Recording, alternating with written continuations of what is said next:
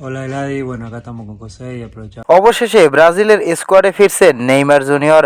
আর এই খবর শুনেই লাইভে এসে আবেগ ধরে রাখতে পারলেন না লিওনেল মেসি।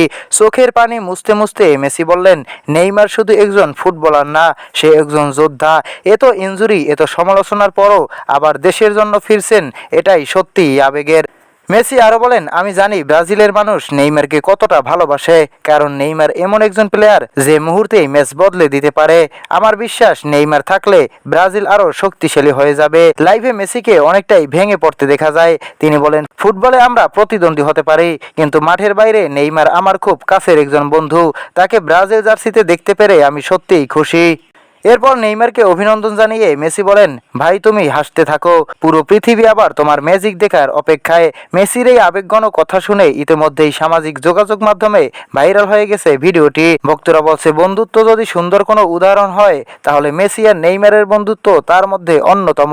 প্রিয় দর্শক, ব্রাজিল স্কোয়াডে নেইমারের ফেরা নিয়ে আপনি কতটা উচ্ছ্বাসিত কমেন্ট করে জানিয়ে দিন।